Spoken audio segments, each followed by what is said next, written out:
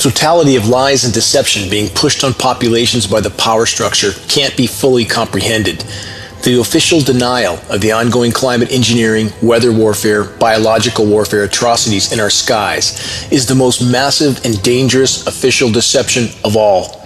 Though there is an illegal federal gag order on all National Weather Service and all National Oceanic and Atmospheric Administration employees, occasionally mainstream media weather forecasters have made mention of the U.S. military's toxic heavy metal and chemical dispersions in our skies, though, again, never admitting to the ongoing climate engineering operations. How are you, Craig? I'm well, and the radar is looking a little bit busy tonight, but it's a little deceiving because sometimes, especially here in South Florida and near the waters of South Florida, there are military training exercises, and they release this thing, these little reflective materials in the atmosphere that the radar bounces off of. Now, I'm not going to go into a big explanation about what it is and why they release it. It's called chaff, and when we see it on the radar, we know it's harder to find the precipitation, but the radar that we use is able to switch modes so we can distinguish the chaff from the rain. And in fact, here is the shower activity right now that's moving to the north. All this stuff to the south is chaff. It's not rain. It's just those military decoys that are released into the atmosphere. We've got a bit of an unusual situation. Now, this first portion of the radar cycle, fairly bland and typical, but then you see these bands of very distinct cloud cover moving into the region. That is not rain. That is not snow. Believe it or not, military aircraft flying through the region is dropping chaff. Small bits of aluminum, sometimes it's made of plastic or even metallicized paper products, but it's used as an anti-radar issue, and obviously they're up there practicing. Now, they won't confirm that, but I was in the Marine Corps for many years, and I'll tell you right now, that's what it is. The narrative of the two mainstream meteorologists shown is that we are just seeing, quote, aluminum and chemical chaff on the radar screens, which of course means it's in our skies, over our heads, and raining down on us all, where it is inhaled and absorbed by each and every one of us, along with every living thing. Even if the, quote, chaff narrative was true, which it is not, should the just chaff explanation make us feel any better about what's going on in the skies above our heads?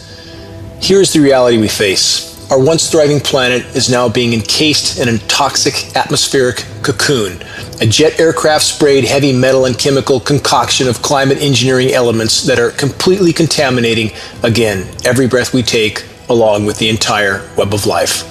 So if I made a decision, or if there was a collective decision to do a geoengineering program, and you put, say, the kind of program I think makes more sense would put about 1 million tons a year in, but let's say, you might end up killing many tens of thousands of people a year as a direct result of that decision.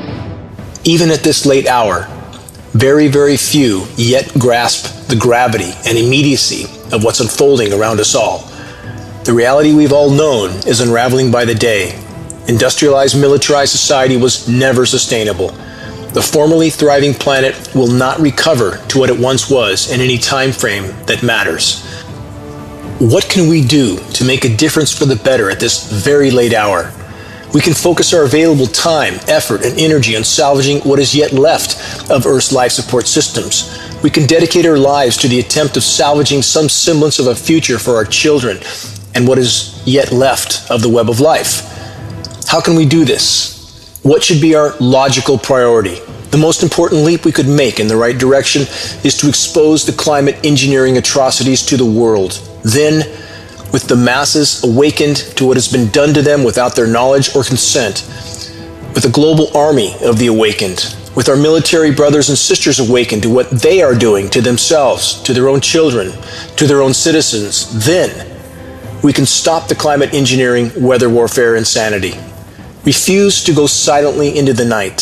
Stand up and join this epic battle for the greater good. Make your voice heard while it can make a difference. Share credible data from a credible source. Help to start spot fires of awareness. Help to fuel the individual flames of awakening until they merge into a blaze that cannot be put out by the power structure. Our will can never be taken. Never give up, ever. This is Dane Wigington with geoengineeringwatch.org.